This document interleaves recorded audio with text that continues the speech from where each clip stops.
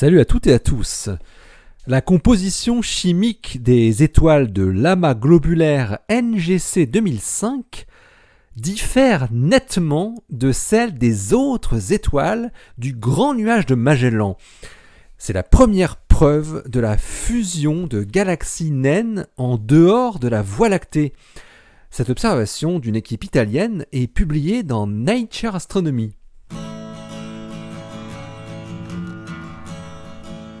Astronomie, astrophysique, cosmologie, astroparticules. Ça se passe là-haut, par Eric Simon.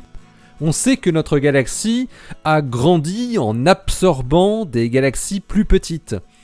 Mais aujourd'hui, Alessio Mucciarelli de l'Université de Bologne et ses collaborateurs montrent qu'une galaxie naine, elle aussi, peut absorber des galaxies plus petites qu'elle. Selon la théorie dominante décrivant la formation des grandes structures cosmiques, les grandes galaxies telles que la Voie lactée se sont formées par fusion avec des galaxies plus petites, et ces dernières années, des preuves de cette théorie ont effectivement été trouvées pour notre galaxie, grâce notamment au satellite Gaia. Mucciarelli et son équipe ont étudié, le Grand Nuage de Magellan, la plus célèbre galaxie naine satellite de notre galaxie. Ils se sont particulièrement intéressés à ces amas globulaires, ces groupes sphériques de milliers ou de millions d'étoiles, dont le noyau peut résister même après des milliards d'années de poussée et de traction dans une galaxie. Alors rappelons que le Grand Nuage de Magellan, qu'on appelle aussi le LMC, par son acronyme anglais, est une galaxie dont la masse totale est de l'ordre de 200 milliards de masses solaires, 6 fois moins que la Voie lactée, dont 3 milliards de masses solaires en étoiles.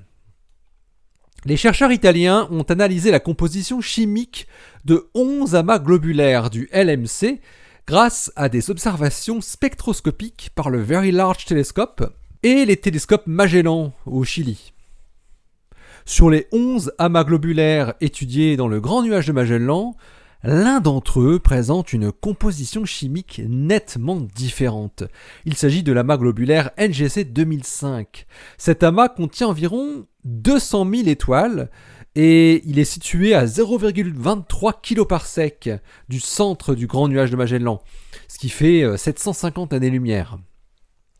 NGC 2005 est un amas globulaire relativement massif.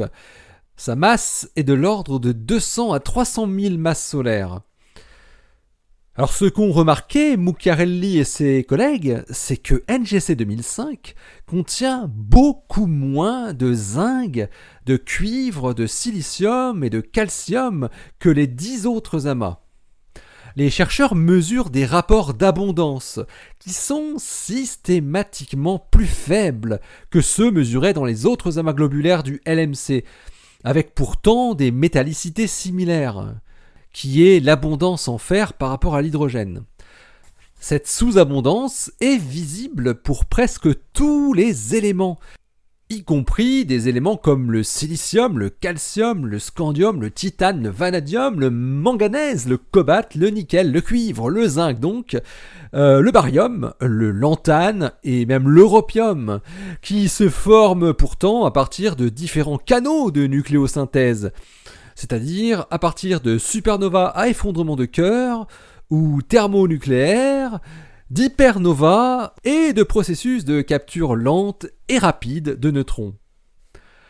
Les 5 amas globulaires du LMC qui ont une métallicité Fe sur H comparable à celle de NGC 2005, qui est comprise entre moins 1,75 et moins 1,69, c'est une échelle logarithmique, eh bien, ont des rapports d'abondance entre éléments qui sont très similaires les uns aux autres.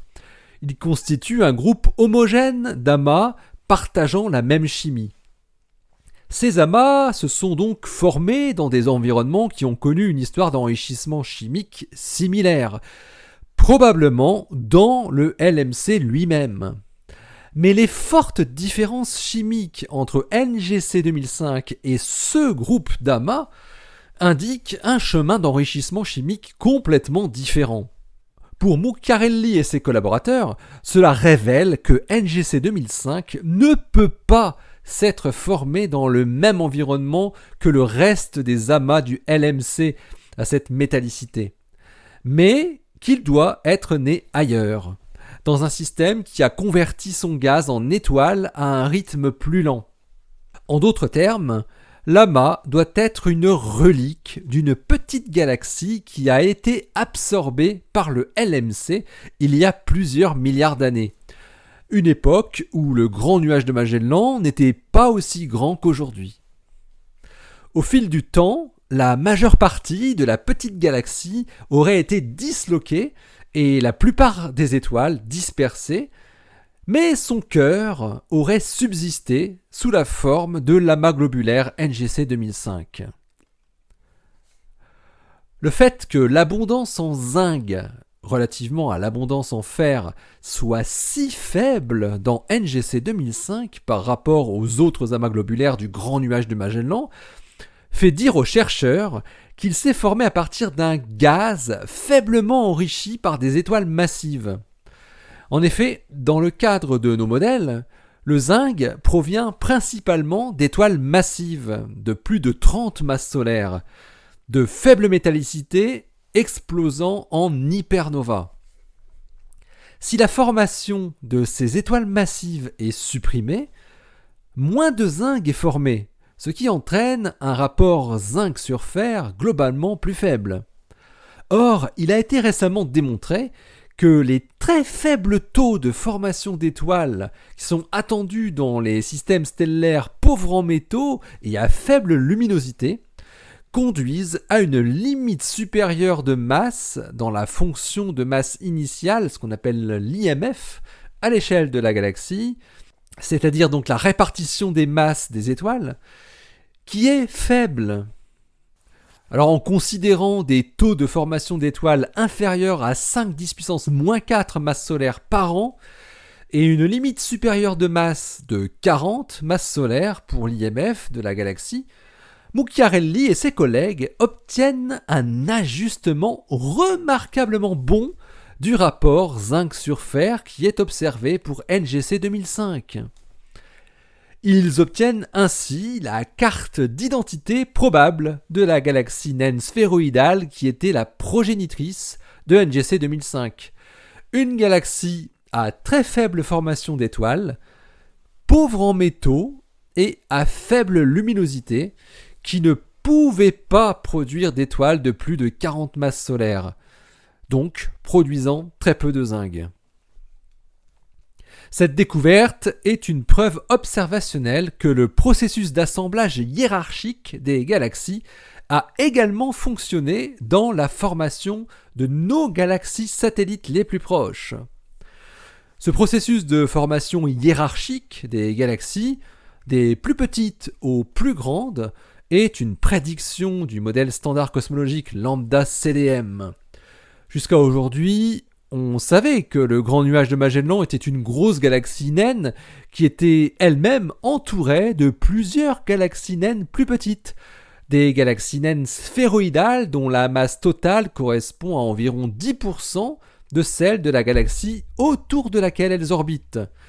Ce qui est d'ailleurs une autre prédiction du modèle lambda CDM, qui prédit entre 4 et 40 satellites autour du grand nuage de Magellan, avec une satellite prépondérante. Et le petit nuage de Magellan, avec sa masse totale de 2 milliards de masses solaires, correspond parfaitement à ce qui est attendu. Mais même si on sait que les deux nuages de Magellan interagissent entre eux aujourd'hui, on n'avait encore jamais eu de preuve d'interaction passée entre galaxies naines de type fusion. NGC 2005 serait donc la preuve qu'une telle fusion a eu lieu. L'article de Alessio Mucciarelli et ses collaborateurs est paru dans Nature Astronomy le 18 octobre 2021. Il porte le titre « A Relic from a Post-Merger Event in the Large Magellanic Cloud ». Allez, d'ici la prochaine, portez-vous bien, restez bien les yeux vers le ciel et restez bien les pieds sur terre. Allez, salut!